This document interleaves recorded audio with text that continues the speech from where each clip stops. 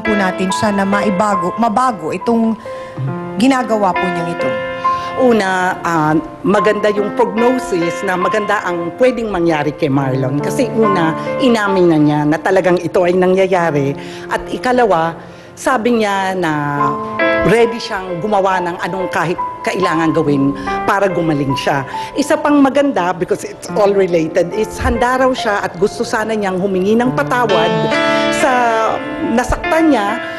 At mabuti rin ito kasi hindi lang kumukuha ng responsibilidad, pero parang nagiging humble. Kasi yun ang kailangan, at kung magse-therapy siya, kailangan malaman niya na, oo nga, meron akong pagkakamali, pero handa akong matuto, handa akong malaman ano ang magagawa ko para maiwasan ito. It needs a lot of humility. Palagay ko, klarong-klaro, hindi siya kleptomaniac.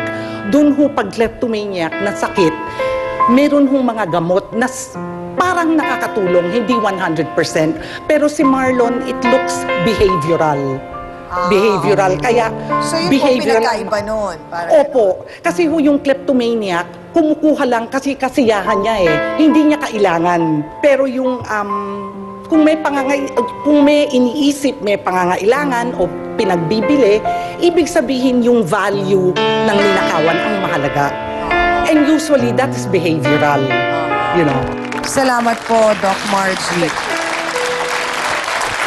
Father, makakatulong po kaya kay Marlon kung isasama po natin siya sa isang retreat, siguro po? O isang Opo. recollection? Opo, pwede siyang unang-una, one-on-one muna sa isang spiritual counselor upang mabuksan po niya. Dahil kanina, tinanong ko siya, nagsisingba naman siya eh. At yung din po ang pinapayo sa kanya ng kanyang lola na palaging magsimba tuwing linggo. Ang problema lang ay hindi po nag-sink in ang lahat na sinabi niya at ang kanyang naranasan sa loob ng simbahan ay hindi po niya naisabuhay. Hindi niya na-translate sa kanyang sarili. Kaya po, hindi niya naunawaan kung ano ba ang dumarating sa kanya. Ano ba ang bumubulong sa kanya? Kung ito ba ay mabuti o hindi. Pero nang tanungin po siya ni attorney, ano ba ang mabuti? Ano ba ang masama? Doon po nag-umpisa na lumitaw na po ang sinasabi nating spiritual value dahil inamin din po. Pero ngayon, magandang positibong indikasyon na nalaman mo na kung ano ang tama, kung ano ang mali. Thank you po sa ating trio tagapayo. Nay, ngayon pong nagawa pong aminin na ni Marlon ang katotohanan. At kami naman po ay natutuwa sa kanya dahil nagawa po niyang magkaroon ng lakas ng loob na aminin na ang katotohanan. At yung kagustuhan niya na ito ay mabago na at maiayos at maitama po. Kailangan po talaga ng suporta ni Marlon.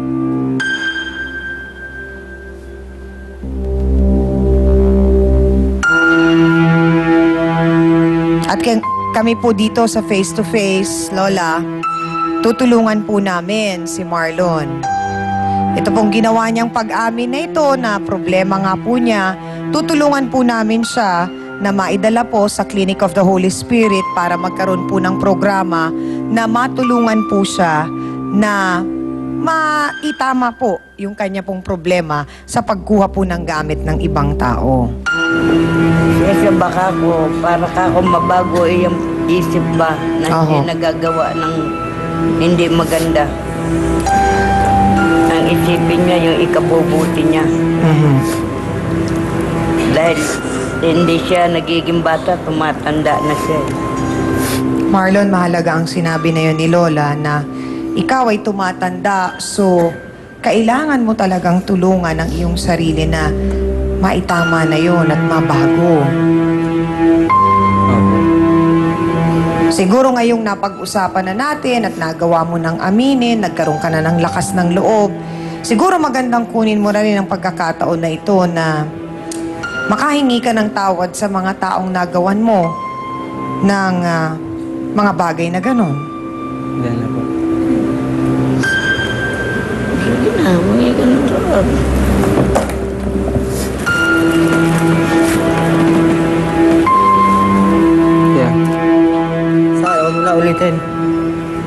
ate, wag na gawin yun. Lalo kay Lola. Hindi. Kapagbabayad ka.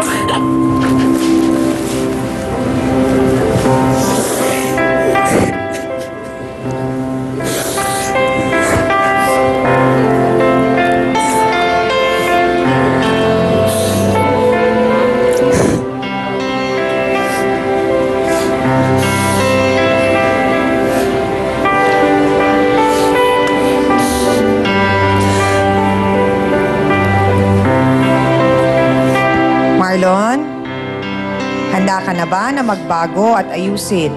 Handa na po. Ha? Handa na po. Okay. So hangad namin na maging maayos ang buhay mo na sana, Dodong Ryan, suportahan niyo siya at ganun din kay Aling Charina at kay Jenny. Maraming salamat sa tiwalang binigay ninyo sa aming programa. Aminan na po tayo mga kapatid, maraming aral po tayong natutunan ngayon sa ating issue.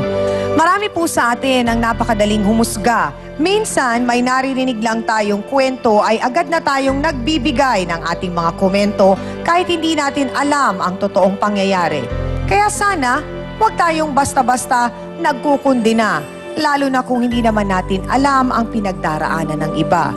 Panawagan din po namin sa face-to-face para sa mga kapitbahay po ni na Marlon. Huwag po sana nating husgahan si Marlon. Bagkus, tulungan po natin siya, suportahan natin siya tungo po sa layunin niyang pagbabago. Bigyan po sana natin siya ng isa pang pagkakataong mabuhay po ng maayos at masaya. At para po sa ating face-to-face, heart-to-heart thought for the day, kundinahin ang kasalanan, huwag ang nagkasala. Salamat sa inyong lahat mga kapatid. Sa iyo din, Hans Mortel. Thank you, Dance Squad. Sa iyo, B1 at B2. Sa ating pong mahal na trio, Tagapayo. At ang ating mga sausawero at sausawera sa studio. Sa ating mga bisitang nagtiwala po at nagbahagi ng kanilang tunay at totoong kwento ng buhay. Sa lahat po ng ating mga sausawero at sausawera online worldwide, salamat po sa inyong suporta. Ako pa rin po ang inyong pambansang kapitan, ang inyong Siyang Ami, na laging nagpapaalala ang problema pwede mong tawanan.